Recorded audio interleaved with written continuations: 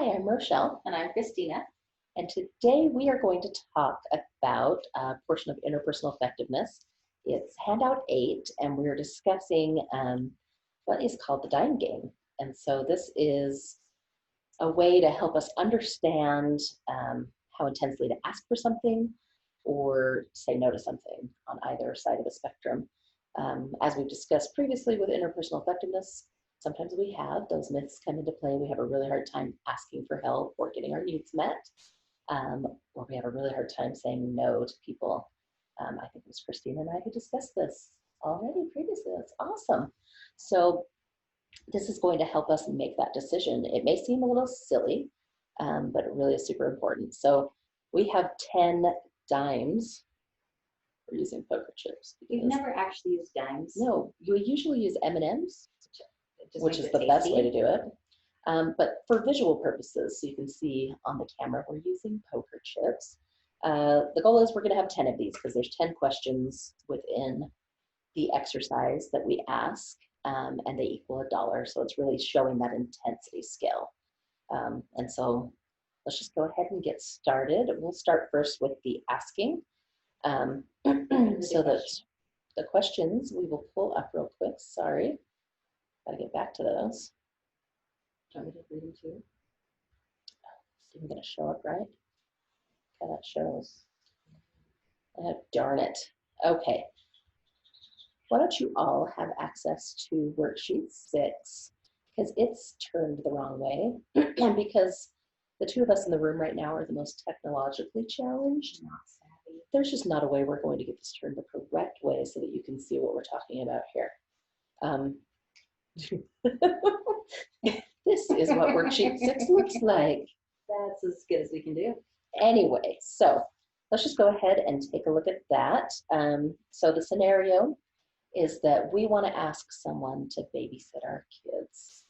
And we love asking for things. It's our favorite thing to do. We have no trouble with it at all. We didn't sit here for like 15 minutes trying to figure out a scenario to use first. Right, we Not at didn't. all. So we're going to go ahead and say Christine is the one asking, and I'm just going to kind of throw these questions out for her to ask. So in thinking about the person you want to ask for help with this, is this person actually able to do what you want? So we are going to use my mom as an example. Mm-hmm. And so yes, this person is able to do what I want. Okay, so that means we add a dime to that. So that's helping move our numbers towards that. Okay, is getting this objective that you have of having your kids babysat more important than your relationship with this person? That would be a no. So we're I'm not leave going it. to add it. Perfect. Will asking help you feel competent and self-respecting? Yes, it would. Yeah, even though it's super, super scary sometimes to ask for what we want and need, that does not necessarily mean that it's not going to actually build our confidence and help us feel better about ourselves as we do those things. Okay, is this person required by law or moral code to do or give me what I want? I mean, she's my mom, so moral code. Yeah, like moms have to give whatever their kids want, right? All the time. Not. No, she is not. Okay. Am I responsible for telling this person what to do? No, I am not. I know roles get a little, confused at times, but generally speaking, hopefully you're not responsible for telling your mother what to do. Okay, is what I want appropriate for this relationship? Is it right to ask for what you want in this scenario? I do believe so. Okay. Is asking important to a long-term goal? Like your sanity by chance?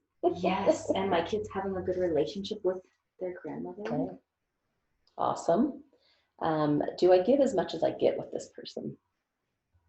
I don't babysit her children, however, she does does have dogs and horses and other go. things, so when they're out of town, for sure. Lots of give and take there. Perfect. Do I know what I want and have the facts I need to support my request? Yes, the dates are all set up. I know when I would leave, when I'd be home. It's not just some I big know she's available work-wise. And I think when we're looking at like a scenario like this, it could be really easy to be like, hey mom, can you watch my kids? And then You have no idea, like you just generally want to know.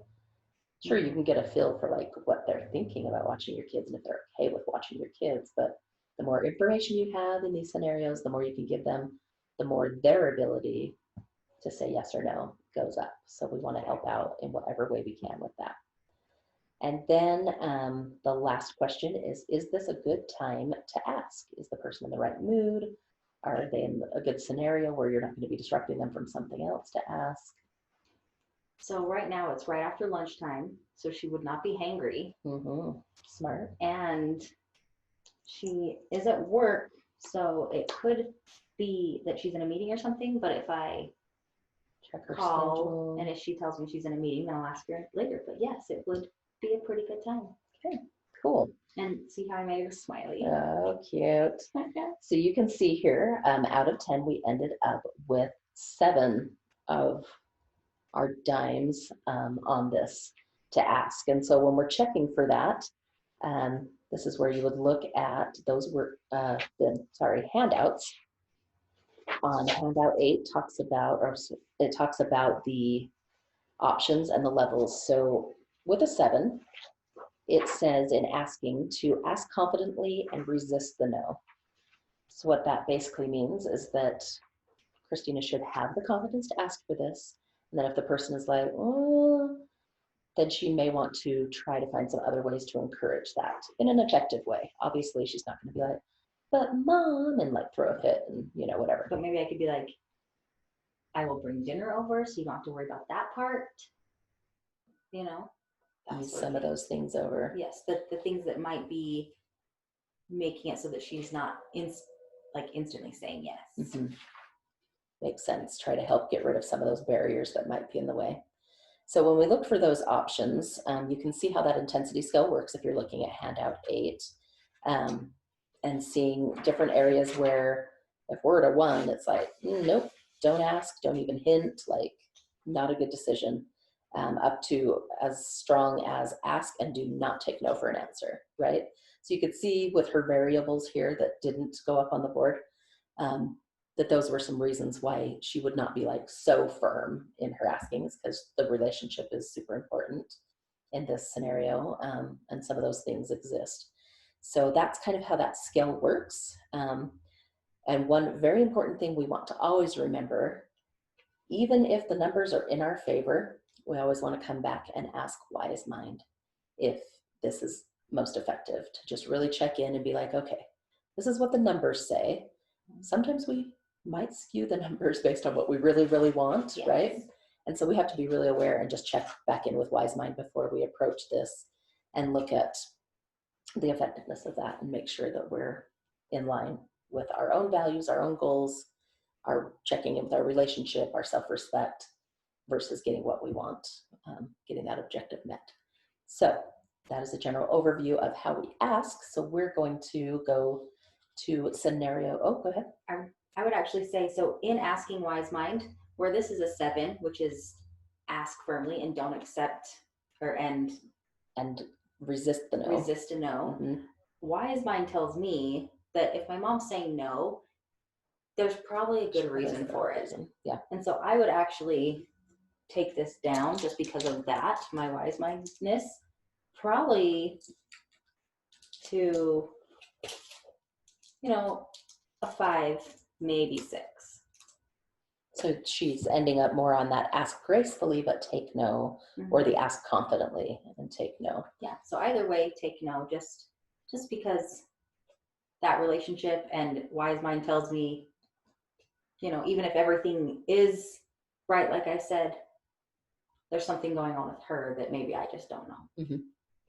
Makes sense. And you can see how that really can help strengthen relationships versus other scenarios where we might have ended up not quite so well off with that. So, okay, so we're going to do the opposite aversion to our asking, and we're going to look at saying no. So in this scenario, we're going to use that same idea of babysitting. And since my kids are old enough to be the babysitters, Christina is going to ask me about how I can help her with that. Hi, Rochelle. Hi. Hi. Can you babysit my kids? Let me think about that for just a minute. Sounds great. Get back to me. Okay. All right. So we'll go ahead and go through those questions. Do you want to ask the questions to me to help sort that out? Would that be Yes. beneficial? Okay. All right. So on this side, if our answer is a no, then we get to keep it. And if it's a yes, then we're going to take it off. So it's the inverse of the so other it's one, opposite. which sometimes gets a little hard to think about. And so it's okay if you struggle to kind of think about the inverse of that, because we do all the time. Quite often. So, all right, go ahead. All right. So can you give the person what is wanted? Yes, I could totally give her that. That is something I'm capable of doing, capable of babysitting. So I'm going to go ahead and remove one of these because I am capable of doing it. The next one, priorities. Is my relationship more important than saying no? I think that one can be a little bit tricky because we have to think about both sides of that. And I like how it's titled priorities, because I think that's important to recognize. While my relationship with Christina might be super important in this case, my priority might be to myself at that moment, or to something with my family, or some other component that's going on. In general, however, I will say that barring any of those other things, my relationship is more important than just saying no flat out for no good reason. So I'm going to go ahead and take that off. So self-respect. Will saying no make me feel bad about myself? I feel like once upon a time that possibly could have like made me judge myself and be like, I need to give people what they want and need all the time, and myself is not important. I feel like through years of learning and doing these skills, I am now at a place where I feel like I could say no and feel okay about saying no. And so in this case, no, it would not make me feel bad about myself. So I'm going to go ahead and keep one up there for that. Yes. Rights. Am I required by law or moral code to give or do what is wanted? Or does saying no violate this person's rights? Okay, so obviously with something as simple as babysitting, no rights are going to be violated. I am totally within my rights to say no to this person, right? About babysitting. So I will go ahead and leave that one up there for that as well. Authority. Is the other person responsible for telling me what to do? Although she sometimes thinks she is, she in fact is not. So I have some great ideas sometimes. it's true, it's true. So we'll go ahead and leave one up there for that as well. Relationship. Is what the person is requesting of me appropriate to my relationship with this person? I think that as a coworker and friend, that's a totally acceptable request. And so I will take one off for that, because my answer is yes, it is appropriate to the relationship. Just remember she said that. All right. The next one is goals. In the long term, will I regret saying no? And no, I definitely would not regret saying no in a scenario like this. But I think it's important, while we're using a very simple scenario, to look at when we're dealing with much bigger relationship type issues where that might come into play, where in the long term, if I say no to these requests, how is that affecting my relationship? If I were like, if Christina, even in this scenario, were to ask me over and over and over again, and I say no every time, eventually she's going to feel kind of bad about asking, and it will probably break aspects of our relationship where she's like, oh, well, I kind of thought we were friends, but apparently she doesn't care about me that much to help at all, right? So it's just like with everything else, finding that balance and figuring out what's important, what works. Give and take. Do I owe this person a favor, or does this person do a lot for me? Well, she does do a lot for me, even when she's not being paid to do it. It's true. So yeah, I would see no reason why I wouldn't owe her a favor of some sort. So I'm going to go ahead and take that off for that. See, and that's funny because I was thinking there's so like the same amount of give and take. Sure. And so I would have been like, no, and left it on. So that's fine. But I pay her for most of the stuff she does. And I spend the money. All right. Homework. Do I know what I'm saying no to? Is the other person clear about what is being asked for? So as of yet, I don't know the specific dates and times and that type of thing. So having that information, I would need to request. So I would say at the moment, because she didn't indicate that, I don't know. And I would have to clarify that before making that decision. So that's going to stay up there to keep that a little bit more firm of a no until I know these details and see what I'm capable of doing. And then the last one is timing. Should I wait a while before saying no? and there is nothing within this timing, at least in this dynamic, that I would need to wait, based on getting my information answered, that I would need to wait to say no. There are definitely other things where you have to balance out components of a relationship or other dynamics where it might not be the right time to say no because that person maybe has some big thing coming up and it's like, oh, that can wait. I don't have to tell them right away. Maybe I'll give them a little bit of time before I answer that question. Or something really simple, as in if she is waiting to figure out if her schedule is actually open. Maybe she needs sends her daughter a text and saying, hey, is your play practice for this night rescheduled or something like that? Oh, just kidding. Right? She's always. And so something simple like that could mean that yes, you need to wait. Yeah. Even if it is just a little bit of time. So hopefully that makes a little bit of sense, even with our simple scenario. But we ended up with a total of 6 on the saying no. So flipping back to that spot, sorry, I have to twist it back the other way, where we're looking at our intensity levels. With a 6, it says to say no confidently, but reconsider. So it feels kind of high, right? To like say no confidently, but reconsider. And so if I were to check in with Wise Mind on that and knowing what these no's kind of meant and checking back with that, I'd probably move it. I would personally, based on Wise Mind, probably move it to a 3. Do it even if you're not cheerful about it, because there are aspects of it that are, important enough to me with the relationship and with my own self-respect. I think it would be best to move that. So that's a pretty big jump from 6 to 3. But you really have to look at all these factors and see which ones of those are playing a role in that. And different dynamics are going to be different. And I would say probably the biggest one as to why, the biggest one to consider here would be the not having the information. Mm-hmm. So if I was to say, I want you to have my kids there all weekend, mm-hmm. that would definitely change the feel behind this, rather than I'm saying, hey, will you watch my kids while they're at the grocery store? Right.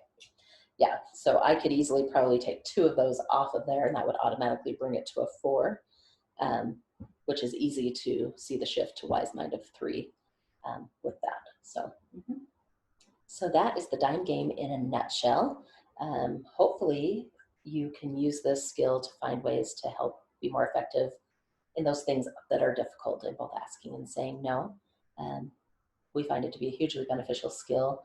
Obviously, we don't sit down and play the dime game every time we're doing this, but it can be a very mental thing. And I encourage you to keep this handout available, easily accessible, to kind of run through those ideas with this. Especially, eventually you might get more comfortable with being like, no, I know how to do this now. But initially, and with really hard situations, it can be a super effective thing to just help you keep your emotions in check and to recognize what those priorities are, whether it's getting your need met, the relationship, or your self-respect. So, and just remember as well, when you are looking at the worksheet, Ask Wise Mind is not on there. Mm-hmm. And so just add that one in for yourself at the very end. Yep, super important. All right, thank you. Bye. Have a good one.